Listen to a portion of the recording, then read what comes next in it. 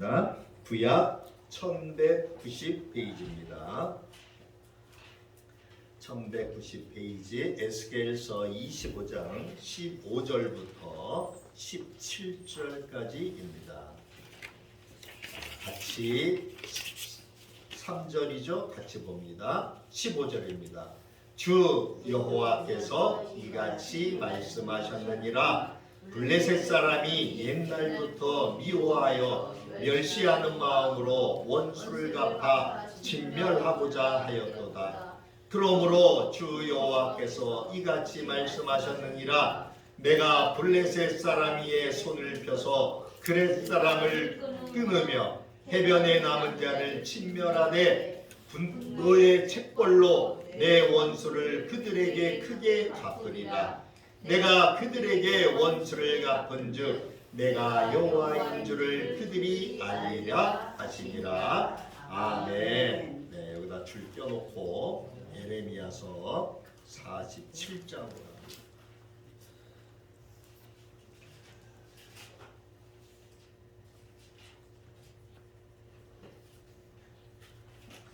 1127페이지 1절부터 뒤에 7절까지 아주 다 보겠습니다. 47장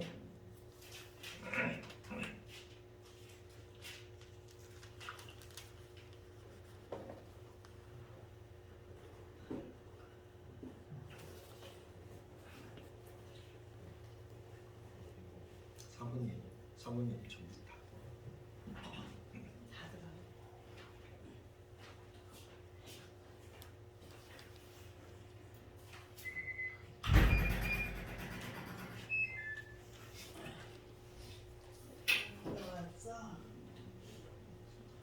자, 1127페이지 47장 1절부터 우리 천천히. 기름이 없어요? 꽂았어요? 빨간 불 주로 꺼져 있는. 기름 이따 끝나면 넣어야 돼. 그래서 계속 추워서 나는 온도를 올리고 있는 이거 갖다 놓고 뒤에 갖다 놓으세요. 자, 1절부터 자 같이 봅니다. 1절입니다. 바로가 가사를 치기 전에 블레셋 사람에 대하여 선지자 에레미야에게 임한 여호와의 말씀이라.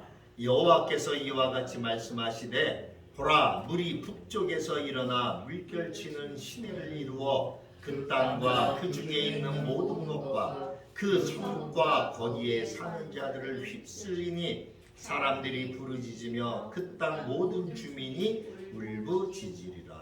풍마의 말굽소리와 달리는 병거 소리가 진동하는 소리 때문에 아버지의 손맥이 풀려서 자기의 자녀를 돌보지 못하리니 이는 블레셋 사람을 유린하시며 두로와 시돈에 남아있는 바 도와줄 자를 다 끊어버리시는 날이 올 것입니다. 여호와께서 갑돌섬에 남아있는 블레셋 사람들을 유린하시니라. 가사는 대머리가 되었고 아스글론과 그들에게 남아있는 평지가 잠잠하게 되었나니 네가 내 몸 베기를 어느 때까지 하겠느냐. 오호라 여호와의 칼이여, 내가 언제까지 쉬지 않겠느냐. 내 칼집에 들어가서 가만히 쉴지어다. 여호와께서 이를 명령하셨은즉 어떻게 잠잠하며 쉬겠느냐. 아스글론과 해변을 치려 하여 그가 청하셨느니라 하니라. 아멘. 자, 오늘은 역사의 주인이신 하나님 네 번째 시간으로 블레셋에 대한 심판 예언이죠. 아침에 컴퓨터를 켰는데 컴퓨터가 삐 하더니 나가버렸어요. 그래서 자료가 그림을 좀 준비를 했는데 천상 다음 주에나 좀 보여드려야 될 것 같아요. 블레셋에 대한 이야기는 성경에 많이 나오죠. 그래서 이번 주하고 다음 주까지 이렇게 2주에 걸쳐서 해야 될 것 같아요. 블레셋의 성경 속의 블레셋의 기원은 어떨까 한번 우리가 살펴보기를 원합니다. 창세기 10장 6절을 가볼까요? 창세기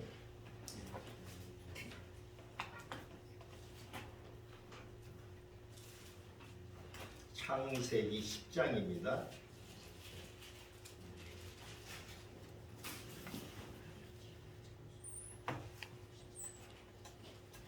그림을 보면 조금 이해가 더 쉬울 건데 천상 오늘은 양해하시고 그리시기 바랍니다. 10장 6절을 볼까요? 6절부터 14절까지 볼 건데, 자 6절부터 10장 6절입니다. 이 블레셋에 대한 최초의 성경 기록이 바로 여기 창세기 10장에 나와요. 족보부터 나와요. 보니까 6절에 함의 아들은 구스와 미스라임과 북과 가나안이요. 구스의 아들은, 자 함의 아들이 여기 구스, 미스라임, 북, 가나안. 가나안은 함의 아들이었었죠. 네.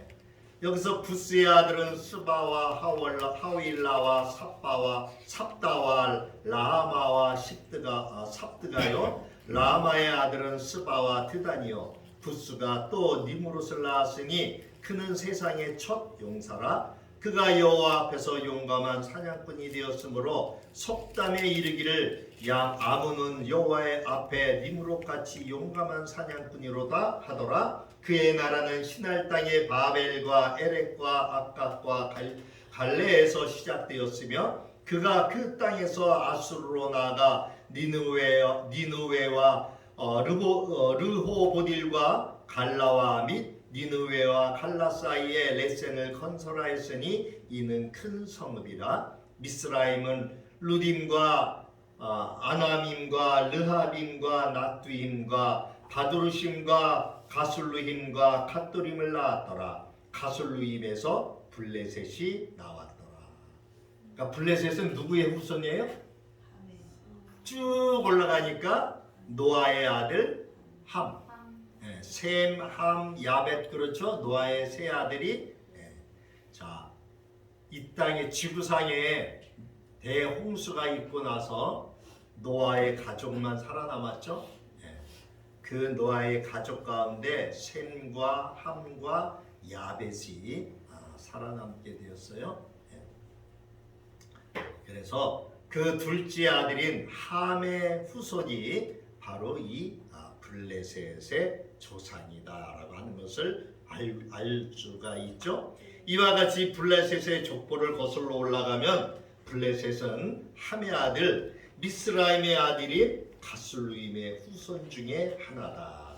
이 미스라임은 누구냐? 이집트인들을 가리켜요. 창세기 50장 11절에 가보면은 그 땅 거민 가나안 백성들이 아담마당의 애통을 보고 이르되 이는 애굽 사람의 큰 애통이라 하였으므로 그 땅 이름을 아벨 미스라임 즉 이집트의 통곡이라 하였으니 곧 요단강 건너편이라. 자, 이 미스라임은 오늘날의 이집트 그쪽 지역이죠. 따라서 이 블레셋은 인종적으로 이집트인과 같은 흑인종임을 알 수 있어요. 한 가지 분명히 두어야 할 것은 오늘날 이스라엘 땅에 거하고 있는 이 팔레스틴 사람들, 즉 지금 그 이스라엘 땅에 지난 시간에도 잠깐 얘기를 드렸지만 그 팔레스틴 사람들이 팔레스틴과 이스라엘이 지금도 계속 전쟁을 치르고 있죠. 근데 거기에 있는 이 팔레스틴 사람들은 바로 이 함의 후손인 이 블레셋 사람들이 아니라고 하는 거예요. 왜? 블레셋 하나 성경에 나오는 이 블레셋 사람들은 이미 다 멸망을 당했다고 볼 수 있어요.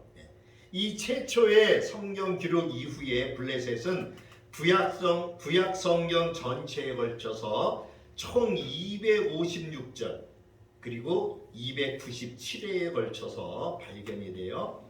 역사서의 가장 마지막으로 발견되는 것은 역대하 28장 18절이에요. 이때가 언제냐? 유다의 아하스 왕 때예요. 이때 주전 BC 742년경이에요. 이후 712년경 아수르의 사르곤 2세에 의해서 블레셋이 정복을 당합니다. 이 역대하 28장 16절에서 18절에 있는 말씀을 제가 봉독해 드립니다. 16절입니다. 그때 아하스 왕이 아수르 왕에게 사람을 보내어 도와주기를 구하였으니 이는 에돔 사람들이 다시 와서 유다를 치고 그의 백성을 사로잡았음이며 블레셋 사람들도 유다의 평지와 남방 성읍들을 침노하여 메세레스와 아얄론과 그데롯과 소고 및 그 주변 마을들과 딥나 및 그 주변 마을들과 감소 및 그 주변 마을들을 점령하고 거기에 살았으니. 그래서 이 블레셋 사람들의 이야기가 나오죠. 그러나 어찌됐든 간에 이제 그 이후에 이 블레셋 사람들은 멸망을 당하였기 때문에 등장하지를 않아요. 선지서에는 아하스 왕과 동시대 사람이었던 이사야 선지자의 기록에도 등장하죠. 그래서 이때가 BC 740년경인데 이사야서 9장 11절 11절에 등장합니다. 그러므로 11절에 여호와께서 르신의 대적들을 일으켜 그를 치게 하시며 그의 원수들을 격동시키시리니 앞에는 아람 사람이요 뒤에는 블레셋 사람이라. 그들이 모두 입을 벌려 이스라엘을 삼키리라. 그럴지라도 여호와의 진노가 돌아서지 아니하며 그의 손이 여전히 펴져 있으리라. 그래서 이사야 선지서의 기록에도 이렇게 아하스 왕 때에 블레셋 사람들의 이야기가 나옵니다. 또 유다의 왕 여호와김 시대 BC로 602년경 이후에요. 이때 활동했던 에레미야 선지서의 기록에도 등장을 합니다. 그래서 에레미야서 25장 19절 20절에 보니까 또 애굽의 왕 바로와 그의 신하들과 그의 고관들과 그의 모든 백성과 모든 섞여 사는 민족들과 우스 땅의 모든 왕과 블레셋 사람의 땅 모든 왕과 아스글론과 가사와 에그론과 아스돗의 나머지 사람들이라. 블레셋이 이스라엘과 얼마나 밀접한 관계가 있는지를 알 수 있죠. 그러나 이 블레셋 사람들은 같은 우리가 지금까지 살펴보았던 이러한 창세기의 함의 아들 그 후손임에도 불구하고 이스라엘과는 사이가 안 좋았죠. 오늘 우리가 읽었던 에레미야서 47장 1절부터 7절에 있는 말씀 가운데도 보니까 하나님께서 이 블레셋 사람들을 얼마나 그들이 블레셋이 잘못을 하고 있는지를 우리가 볼 수 있어요. 또한 포로 귀환 시대의 스가랴서의 기록에서도 이 블레셋이 등장해요. 스가랴서 9장 5절부터 7절에 있는 말씀을 보면 아스글론이 보고 무서워하며 가사도 심히 아파할 것이며 에그로는 그 소망이 수치가 되므로 역시 그러하리라. 가사에는 임금이 끊어질 것이며 아스글론에는 주민이 없을 것이며 아스돗에는 잡족이 거주하리라. 내가 블레셋 사람의 교만을 끊고 그의 입에서 그의 피를 그의 이사이에서 그 가증한 것을 제거하리니 그들도 남아서 우리 하나님께로 돌아와서 유다의 한 지도자같이 되겠고 에그로는 여부수 사람같이 되리라. 여기에 나오는 아스글론, 가사, 에그론 이런 데들은 다 어디예요? 이 블레셋 지역의 도시예요. 큰 도시들. 그런 도시들이 큰 도시들이 전부 다 어떻게 돼요? 이렇게 하나님께서 그들이 교만하고 가증한 이러한 것들을 제거하신다고 하나님이 말씀하셔요. 그렇지만 구약에는 이렇게 많이 나오던 이 블레셋에 관한 기록이 신약 성경에는 어느 한 곳에도 나오지가 않아요. 오늘날 아까도 말씀드렸던 것처럼 이 팔레스틴 또는 팔레스타인 민족을 제외한 어느 누구도 블레셋으로서의 민족의 정체성을 가진 사람들을 찾아볼 수가 없다. 그래서 오늘날 성경에서 말한 함의 손자 가술루임의 후손인 블레셋은 이 지구상에 존재하지 않는 것으로 보아야 하는 것이 마땅하다라고 학자들은 이야기하고 있어요. 자, 그러면은 이스라엘의 역사와 블레셋의 관계를 우리가 한번 이 이 시대별로 한번 살펴봤으면 좋겠어요. 자, 족장 시대의 블레셋을 먼저 살펴봅니다. 블레셋에 대한 두 번째 성경 기록은 창세기 20장에서 21장에 나와요. 아브라함 그리고 이삭과 관련해서 그 기록인데 우리가 창세기 20장을 한번 가볼까요? 창세기 20장.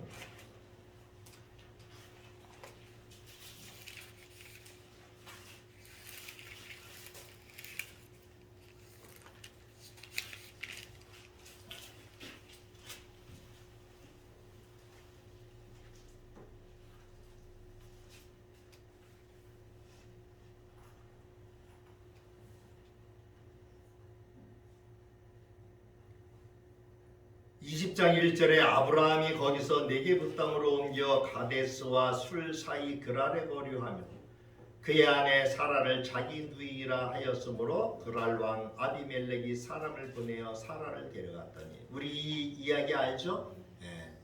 바로가 이 아브라함의 아내를 데리고 가잖아요. 그랄 왕 아비멜렉이 사람을 보내어 사람을 데려가잖아요. 3절에 그 밤에 하나님이 아비멜렉에게 꿈에 나타나 말씀하시잖아요. 내가 데려간 그 여인으로 말미암아 내가 죽으리니 그는 남편이 있는 여자입니다. 그래서 이 아비멜렉, 그랄 왕 아비멜렉은 이 여인을 가까이 하지 않고 돌려보내죠. 21장 32절을 가봅니다. 자, 사라가 이삭을 낳고 32절에 가보면은 그들이 브엘세바에서 언약을 세우매 아비멜렉과 그 군대 장관 비골은 떠나 블레셋 사람의 땅으로 돌아갔고, 아브라함은 브엘세바에 에셀나무를 심고 거기서 영원하신 여호와의 이름을 불렀으며 그가 블레셋 사람의 땅에서 여러 날을 지냈더라. 이 블레셋이 나오죠? 자, 블레셋으로 피하는 것을 볼 수 있어요. 자, 이삭에 관한 기록에서도 볼 수 있어요. 26장으로 가볼까요? 창세기 26장 1절에 보니까 36페이지, 아브라함 때에 첫 흉년이 들었더니 그 땅에 또 흉년이 뜸에 이삭이 그랄로 가서 블레셋 왕 아비멜렉에게 이르렀더니 여호와께서 이삭에게 나타나 이르시되 애굽으로 내려가지 말고 내가 내게 지시하는 땅에 거주하라. 그래서 6절에 이삭이 그랄에 거주하게 되죠. 그리고 그 뒤에 이제 우물로 말미암아 서로 갈등이 생기죠. 그러고서는 18절에 이삭의 종들이 골짜기를 파서 샘 근원을 얻었더니 그랄 목자들이 이삭의 목자와 다투어 이르되 이 물은 우리의 것이라 하매 이삭이 그 다툼으로 말미암아 그 우물 이름을 에색이라 하였으며. 자, 이 서로 우물 때문에 싸움이 일어나잖아요. 그죠? 그렇지만 하나님은 그들과 싸우지 말라고 하죠. 왜? 한 그 형제이기 때문에 그랬던 거예요. 싸우지 못하게. 그래서 이삭은 옮겨가는 곳마다 우물을 파죠. 22절에 이삭이 거기서 옮겨 다른 우물을 팠더니 그들이 다투지 아니하였으므로 그 이름을 르호봇이라 하여 이르되 이제는 여호와께서 우리를 위하여 넓게 하셨으니 이 땅에서 우리가 번성하리로다 하였더라. 이때가 기원전 BC 2065년경쯤 돼요. 이로 보건대 블레셋은 아직 이스라엘 민족이 형성되기 이전부터 이 가나안 땅에 들어와 살고 있었던 것을 볼 수 있죠. 그래서 그랄은 그때 형성된 블레셋의 도시 가운데 하나예요. 그리고 이때만 해도 블레셋은 이스라엘의 족장들인 아브라함과 이삭과는 비교적 원만한 관계를 맺고 있었음을 우리가 추측을 할 수가 있어요. 자, 두 번째로는 출애굽 시대의 블레셋을 볼까요? 족장 시대에 이어서 이스라엘 민족이 이제 이집트에 나올 때에 블레셋이 등장해요. 이때가 대강 BC 1446년경이에요. 자, 출애굽기로 가볼까요? 출애굽기 13장입니다.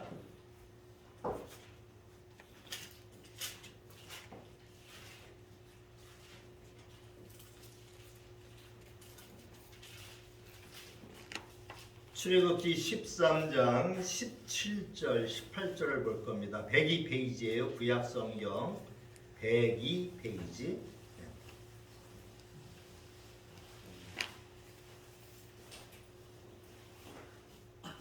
17절에 보니까 바로가 백성을 보낸 후에 블레셋 사람의 땅의 길은 가까울지라도 하나님이 그들을 그 길로 인도하지 아니하셨으니 이는 하나님이 말씀하시기를 이 백성이 전쟁을 하게 되면 마음을 돌이켜 애굽으로 돌아갈까 하셨습니다. 그러므로 하나님이 홍해의 광야길로 돌려 백성을 인도하심에 이스라엘 자손이 애굽 땅에서 대열을 지어 나올 때에 자 하나님께서 역시 블레셋 사람들의 땅으로 가지 못하게 하셨죠. 그걸로 가지 못하게 하신 이유를 17절에 이야기하고 있어요. 애굽에서 종살이하고 400여 년을 종살이하고 나온 이스라엘 백성들 그들이 그 블레셋 땅의 길로 가다가 블레셋과 이스라엘 간의 관계가 아브라함과 이삭과 관계는 초창기에 좋았지만 이제 블레셋은 가나안 지역에서 완전히 자리를 잡고 있었어요. 그죠? 그러나 이스라엘은 이때까지도 하나의 그냥 이스라엘이라고 하는 나라를 갖지 못한 하나의 족속이었었죠. 이들이 만약에 이러한 블레셋이라고 하는 나라와 부딪힐 때에 그들이 전쟁에서 패할 것은 뻔한 일이죠. 그들이 전쟁에서 패하면은 어떻게 마음을 돌이켜 다시 그냥 애굽에 있을 때가 좋았다 이렇게 하고 돌아갈까 봐서 하나님께서 조금 멀지만 광야 홍해의 광야길로 돌렸다 이렇게 이야기 나오고 있어요. 이 족장 시대보다도 600여 년이 지난 시기였지만 이 블레셋은 여전히 가나안 서부의 해안지대에 터를 잡고 살고 있었어요. 그러나 이때까지도 블레셋은 아직 주변 국가를 위협하는 이렇게 강력한 나라는 아니었던 것 같아요. 그래서 이 출애굽 시대에 이스라엘 백성과 그 관계에 있어서 그때까지만 해도 그렇게 나쁜 사이는 아니었던 것을 알 수 있죠. 어찌됐든 간에 이때의 블레셋은 그 당시에 그 지역 근동의 패권을 가지고 있던 이집트, 애굽의 속국에 불과했었어요. 자, 가나안 시대로 가볼까요? 여호수아서 13장입니다. 여호수아서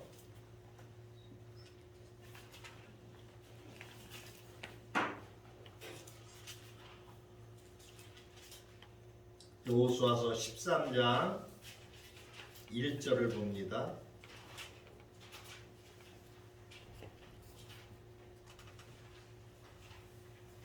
13장 1절부터 3절까지의 말씀을 보겠습니다. 1절입니다. 여호수아가 나이가 많아 늙음에 여호와께서 그에게 이르시되 너는 나이가 많아 늙었고 얻을 땅이 매우 많이 남아있도다. 이 남은 땅은 이러하니 블레셋 사람의 모든 지역과 그슬 족속의 모든 지역 곧 애굽 앞 시올 시내에서부터 가나안 사람에게 속한 북쪽 에그론 경계까지와 블레셋 사람의 5 통치자들의 땅 곧 가사 족속과 아스돗 족속과 아스글론 족속과 가드 족속과 에그론 족속과 또 남쪽 아위 족속의 땅과 이 블레셋 지역에 있는 그 5 왕들의 이름이 나오죠. 즉 도시들이 나오죠. 거기에 거기 보니까 에그론 또 가사, 아스돗, 아스글론, 가드 이렇게 나오죠. 여기에 왕들이 그 지역을 다스리고 있는 자들이죠. 쉽게 그 지역들이 어떻게 돼요? 정복되지 않았어요. 이 여호수아의 가나안 정복 전쟁은 땅을 분배한 BC 1400년경에 일단락이 되어 그러나 그때에도 이 블레셋은 아직 정복되지 않은 그러한 민족들 가운데 있다라고 나오죠. 그래서 여기 3절에 우리가 봤죠. 처음으로 블레셋의 5 족속이 세계됐는데 가사, 아스돗, 아스글론, 가드 그리고 에그론 족속이죠.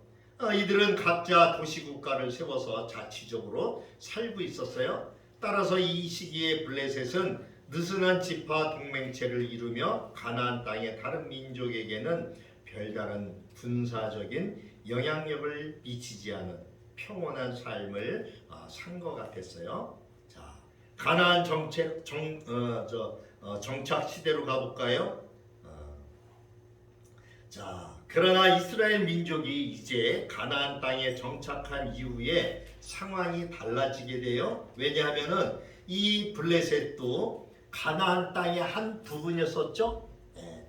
그래서 이때부터는 상황이 달라지게 돼요. 그들에게도 강력한 경쟁자가 등장했기 때문이에요. 왜냐하면 블레셋 민족의 입장에서 볼 때에 이스라엘 민족은 지금까지 그들의 평안한 삶을 깨뜨릴 수 있는 강력한 대적이기 때문이에요. 이 여호수아가 이스라엘 백성들을 데리고 가나안 땅에 들어왔을 적에 가나안 땅의 7 족속들 그들을 다 정복해 나가잖아요. 그죠? 예. 그러니까 이제 가나안 땅에서 맨 밑에 쪽에 있는 이 지중해에 붙어 있는 이 블레셋 이 나라에게도 위협이 되기 시작을 한 거예요. 그래서 이 시기에 가나안 땅은 권력의 재편이 일어나기 시작을 했어요. 즉 이스라엘이 가나안 땅에서 그 7 족속을 점령해 나가면서 점차 세를 넓히고 확장을 해 나가는 그러한 권력의 재편이 일어나는 시기였어요. 따라서 그 기존에 그 땅에 정착하고 있던 비교적 평화적인 삶을 살던 이 블레셋은 결국은 이스라엘과 해양 민족이라는 2 가지 세력에 의해 위협을 받게 돼요. 이때 당시에 이 해양에서 즉 그리스 쪽에 있는 해양 그쪽의 민족들이 계속 블레셋을 두들기고 있었어요. 점령을 하려고 계속 두들기고 있었어요. 그래서 이 블레셋은 내륙으로는 이스라엘과 바다로는 이 해양 민족에게 의해서 위협을 받고 있는. 그래서 결국은 이 블레셋은 느슨한 동맹에서 이제 끈끈한 지파 동맹 체제로 바뀌게 돼요. 그래서 이 5 도시, 5 블레셋의 족속들의 왕들이 서로 한 지파처럼 동맹 체제로 바뀌어가고 결국은 이스라엘과 오랜 이러한 역사를 이제 만들어가게 돼요. 우리가 삼갈과 블레셋의 그 싸움을 볼 수가 있어요. 자, 사사기로 가볼까요? 사사기서 3장을 가볼까요?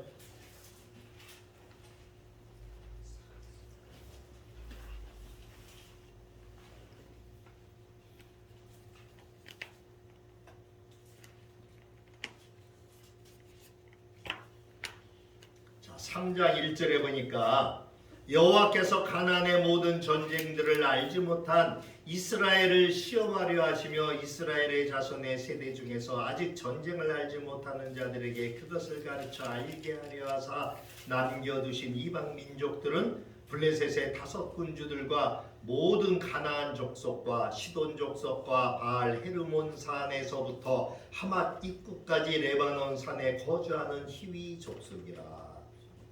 자, 가나안 땅에 남겨둔 그 족속들이 쭉 나오면서 31절로 가볼까요?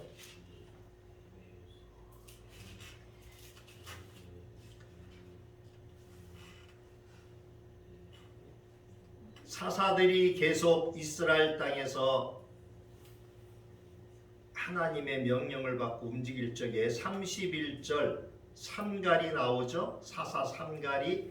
자, 31절에 에우투에는 아나세 아들 삼갈이 있어 소모는 막대기로 블레셋 사람 600명을 죽였고 그도 이스라엘을 구원하였더라.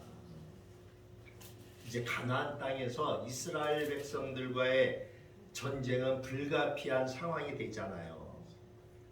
그래서 하나님께서는 이스라엘 백성들이 하나님을 떠나서 그 가나안 땅에 있는 7 족속들과 어떻게 돼요? 가나안 땅에 들어가서 이스라엘 백성들이 7 족속들과 가까워지잖아요. 그 땅에 살고 있었으니까 아무래도. 그러다 보니까 그들과 결혼도 하게 되고 그들의 종교를 가져오게 되고 하나님을 섬긴다고 하면서도 이방신을 섬기고 하나님은 그럴 때마다 어떻게 해요? 블레셋을 들어서 이스라엘 백성들을 괴롭히죠. 이스라엘 백성들을 때려요. 해초리를 드시는 거예요. 그러면 이스라엘 백성들이 어떻게 해요? 하나님께 부르짖어요. 그러면 하나님께서 사사를 들어서 쓰시죠. 하나님은 그 주변에 우리가 지난 시간에 계속 해왔던 암몬이나 모압이라든지 에돔 족속을 통해서도 이스라엘을 계속 이렇게 훈련시키셨어요.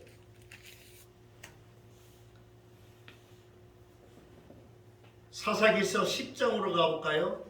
이제 사사기서 쭉 들어가다 보면은 10장에 사사 입다가 나오죠.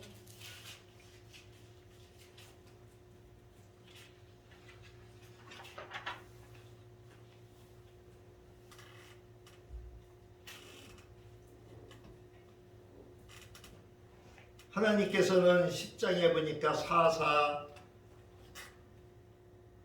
둘라, 또 사사, 야일 계속 사람을 이렇게 세워서 그 이스라엘을 괴롭히는 그러한 블레셋이라든지 주변 나라 사람들을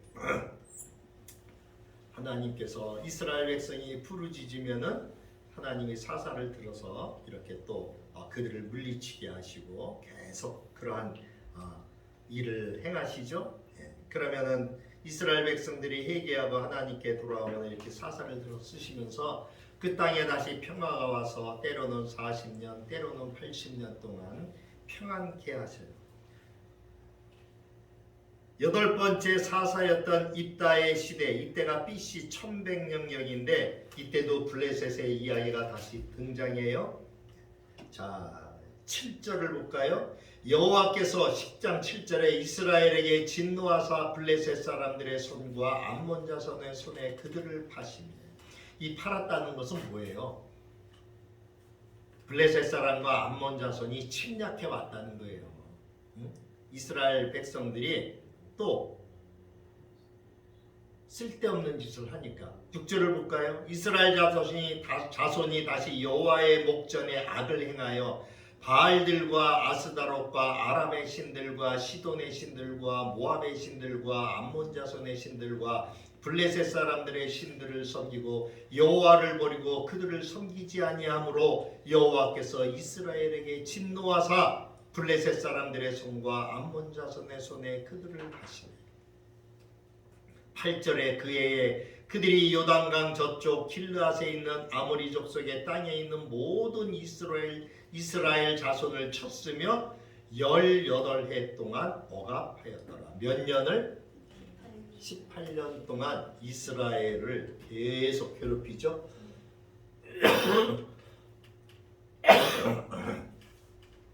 계속 괴롭혀요.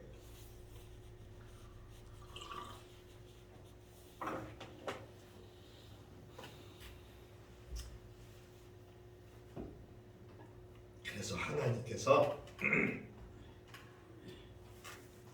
이 사사를 세워서 그들을 또 물리쳐 주셔요. 우리가 잘 아는 삼손, 이 12번째 사사인 삼손의 시대는 그로부터 30년이 지난 1075년경부터인데 이때 이스라엘 민족과 블레셋 민족 간의 구체적인 갈등이 확인이 돼요. 그러나 이때의 갈등은 삼손이라는 한 개인을 통한 블레셋과의 대결이 있었어요. 이때 블레셋은 40년 동안 이스라엘을 압제했어요. 삼손이 다곤 신전에서 블레셋의 모든 방백들과 3천 명의 블레셋 백성들을 한꺼번에 죽게 하는 사건은 우리가 너무 잘 알죠? 삼손과 디릴라. 그 영화도 나왔잖아요. 이 사건이 있은 이후에 블레셋과 이스라엘 민족 간의 점철된 대립의 그 역사의 서막을 알리는 사건이 되죠. 그래서 이때부터 블레셋은 이제 지속적으로 그리고 구체적으로 이스라엘을 압제하는 이러한 민족이 돼요. 그래서 그 이후에 이제 통일 왕국 시대로 들어가면서부터 여러 가지 이제 전투가 일어나요. 우리가 성경에 사무엘상 이제 그때부터는 이제 저기 누구야 다윗부터 나오기 시작을 하니까 이제 사무엘 시대죠. 저기 누구야 사무엘상에 이제 그 엘리의 두 아들이 죽는 사건 그 전투가 아벳 전투의 사건이죠. 사무엘상 4장 1절부터 11절에 나오는 사건이 있고 그 다음에 사무엘상 7장 7절부터 14절에는 우리가 잘 아는 미스바 전투가 나왔죠. 빼앗긴 언약궤를 도로 찾아오잖아요. 블레셋이 이스라엘을 재침공을 해요. 그러나 하나님의 도우심으로 그 언약궤를 다시 찾아오는 이러한 일이 있죠. 그리고 사무엘상 13장에 가면은 요나단이 블레셋의 수비대를 기습 공격하는 이 게바에서의 게바 전투가 나오고 그 다음에 사무엘상 14장에 가면은 요나단 사울의 아들 요나단이 블레셋의 진영으로 들어가서 군사 20명 가량을 죽이는 그러면서 이제 이스라엘 군과 전투가 일어나는 믹마스 지역의 믹마스 전투, 사무엘상 17장의 엘라 전투, 이때부터는 다윗이 등장하죠. 그리고 그 이후 사무엘상 23장에 이제 그일라 전투, 그 다음에 사울 왕과 세 아들이 전사하는 길보아 전투, 또 다윗이 자신을 잡으러 온 블레셋 군대를 격퇴하는 사무엘하 5장에 나오는 바알 브라심의 전투, 그 이외에도 사무엘하의 전투가 계속 나와요. 그러니까 이때부터는 뭐예요? 이스라엘과 블레셋이 이제 나라와 나라로서의 전투가 일어나는 거죠. 그러니까 전투의 규모가 커졌을까요? 작아졌을까요? 커졌겠죠. 그 전까지는 그냥 족속으로 작은 어떤 이러한 충돌이 있었다면은 이때부터는 사무엘서에서부터 쭉 보면은 이제 블레셋 나라, 그다음에 이스라엘 나라 이렇게 전투가 일어나는 것을 우리가 볼 수가 있어요. 또 뿐만이 아니에요. 분열 왕국 시대에 들어와서도 마찬가지예요. 이스라엘이 남북으로 갈라진 후에 주변 국가들에 대한 지배력이 약화되었잖아요. 이때 이 블레셋과 이스라엘 간의 충돌이 계속 성경에는 나와요. 그래서 그 중에서 유다의 5번째 왕이었던 여호람, 즉 요람 때, 이때 블레셋과 이스라엘 전투가 일어나지만, 그러나 이제 블레셋이 이스라엘을 대하는 태도가 좀 달라지는 것을 성경은 이야기하고 있어요. 한번 볼까요? 역대하 17장입니다. 역대하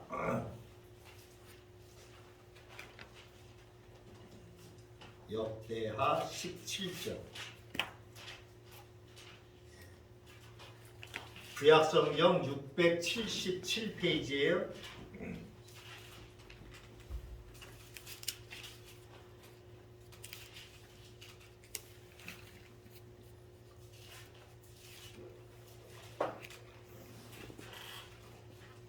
역대하 17장 10절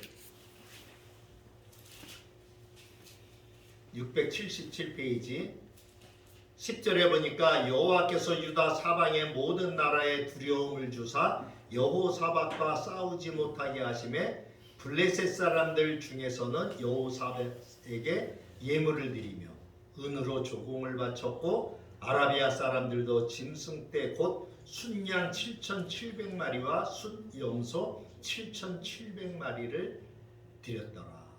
여호사밧이 점점 강대하여 유다의 견고한 요새와 국고성을 건축하고, 자, 이 유다의 다섯 번째 왕이었던 요람 때, 그리고 여호람과 그의 아버지 여호사밧 왕 때에 얼마나 이스라엘의 그 유다, 남유다가 강대국인지를 성경은 이야기하고 있죠.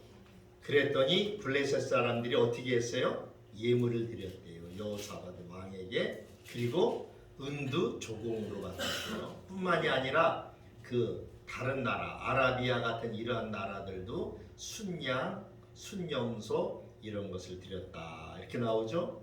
또 21장으로 가볼까요? 21장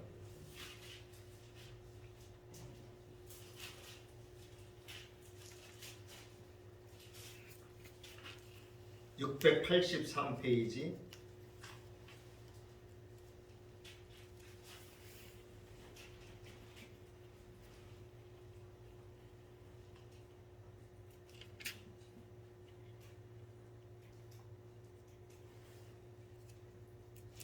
683페이지 21장 1절에 보니까 여호사밧이 그의 조상들과 함께 누움에, 즉 죽었다는 거예요.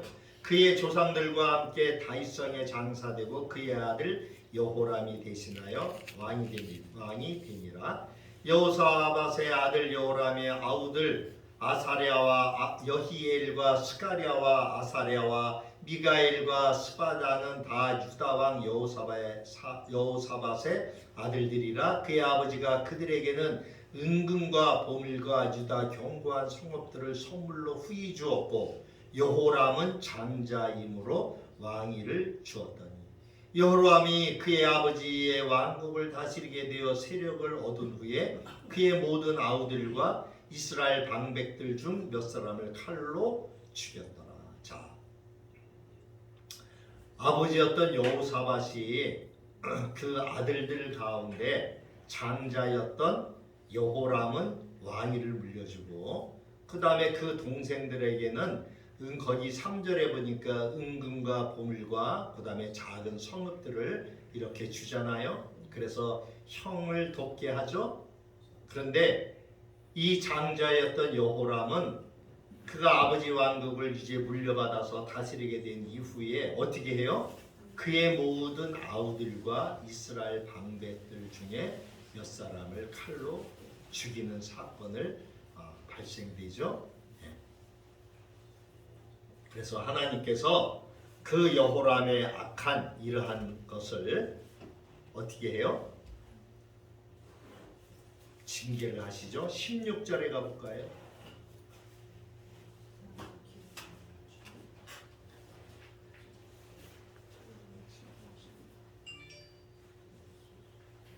(11절에) 먼저 보니까 684페이지에 11절에 보니까 여호람이 또 유다 여러 산에 산당을 세워 예루살렘 주민으로 음행하게 하고 또 유다를 미혹하게 하였으므로 선지자 엘리야가 여호람에게 글을 보내어 이스라엘 왕의 조상 다윗의 하나님 여호와께서 이같이 말씀하시기를 네가 내 아비 여호사밧의 길과 유다 왕 아사의 길로 행하지 아니하고 오직 이스라엘 왕들의 길로 행하여 유다와 예루살렘 주민들이 음행하게 하기를 아합의 집이 음행하듯 하며 또 내 아비의 집에서 너보다 착한 아우들을 죽였으니 여호와가 내 백성과 내 자녀들과 내 아내들과 내 모든 자물을 큰 재앙으로 치시리라. 또 너는 창자의 중병이 들고 그 병이 날로 중하여 창자가 빠져나오리라 하셨다 하였다. 자, 요람에게 어떠한 징계가 임하는지를 기록하고 있죠. 그래서 16절에 보세요. 여호와께서 블레셋 사람들과 구스에서 가까운 아라비아 사람들의 마음을 격동시키사 여호람을 치게 하셨으니. 전쟁으로 하나님은 징계를 하셔요. 구약 때에는. 17절에 그들이 올라와서 유다를 침략하여 왕궁의 모든 재물과 그의 아들들과 아내들을 탈취하였으므로 막내 아들 여호아스 외에는 한 아들도 남기지 아니하였더라. 자, 여호람의 자녀들이 다 어떻게 돼요? 죽임을 당하죠. 막내 아들 여호아스만 남겨두고 다 죽임을 당해요. 뿐만 아니에요. 하나님이 말씀하신 대로 18절에 이 모든 일 후에 여호와께서 여호람을 치사 능히 고치지 못할 병이 그 창자에 들게 하셨으므로 여러 날 후 2년 만에 그의 창자가 그 병으로 말미암아 빠져나오매 그가 그 심한 병으로 죽으니 백성이 그들의 조상에게 분향하던 것 같이 그에게 분향하지 아니하였습니다. 여호람이 32세에 즉위하고 예루살렘에서 8년 동안 다스리다 아끼는 자 없이 세상을 떠났으며 무리가 그를 다윗성에 장사하였으나 여러 왕의 묘실에는 두지 아니하여. 하나님을 제대로 섬기지 아니하는 이러한 그 왕, 결국은 이 하나님을 두려워하지 않고 하나님을 경홀히 여기는 이 여호람 왕은 하나님의 예언의 말씀대로 결국은 어떻게 돼요? 왕위에서도 쫓겨나고 결국은 다윗성에는 장사가 되었지만 왕들이 있는 묘실에는 들어가지도 못하죠. 그 자녀들은 전쟁으로 다 죽죠. 막내 아들 하나만 남죠. 하나님은 그래도 남은 그 구루터기를 남겨두시잖아요.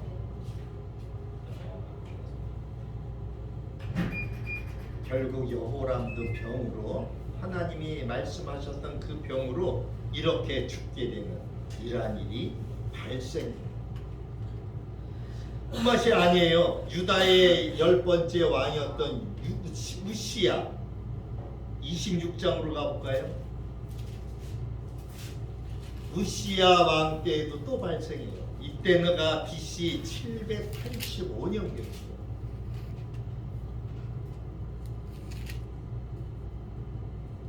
(26장) 690페이지 구약성경 690페이지 1장을 보니까 26장 1절에 유다왕 온 백성이 나이가 16세 된 우시야를 세워 그의 아버지 아마샤를 대신하여 왕으로 삼으니 아마샤 왕이 그 열조들의 묘실에 누운 후에 우시야가 엘롯을 건축하여 유다에 돌렸더라.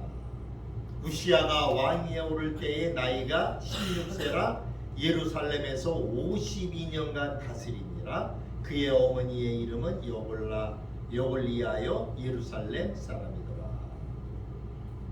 이 우시야는 그래도 하나님 보시기에 좀 정직하게 행했던 것 같아요.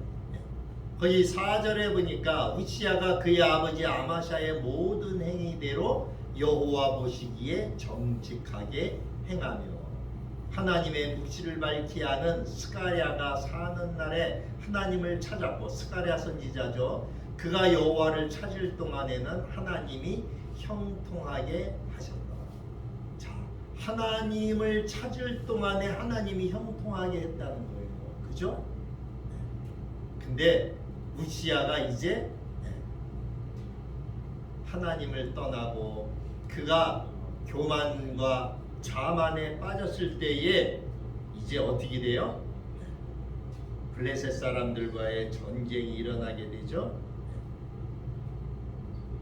이 암몬 작손이 이제 거기 한번 볼까요? 우리 지금 6절에 우시야가 나가서 블레셋 사람들과 싸우고, 자, 우시야 때도 여기 싸우는 게 나오죠. 가드 성벽과 아브네 성벽과 아스돗 성벽을 헐고 아스돗 땅과 블레셋 사람들 가운데 성읍들을 건축하며 하나님이 그를 도우사 블레셋 사람들과 부르발에 거주하는 아라비아 사람들과 마온 사람들을 치게 하십니다. 하나님께서 형통하게 하셨기 때문에 이렇게 하나님이 형통하게 하는 일들이 쭉 나오죠. 그래서 그 백성들이 우시야를 도와서 이렇게 잘 저기 해요. 근데 16절에 가봐요. 691페이지 16절에 보니까 그가 강성하여짐에 그의 마음이 교만하여 악을 행하여 그의 하나님 여호와께 범죄하되 곧 여호와의 성전에 들어가서 향단에 분향하려 한지라. 얼마나 교만해졌으면은 자기가 분향을 하려고 했을까요? 이거는 누가 해야 돼요? 제사장만이 할 수 있잖아요. 나라가 강성하여지고 하나님께서 그의 손을 붙들어서 이렇게 나라가 강성하여지니까 그 마음이 교만해졌죠. 결국 우시야에게 뭐가 생겨요? 나병이 생겨요.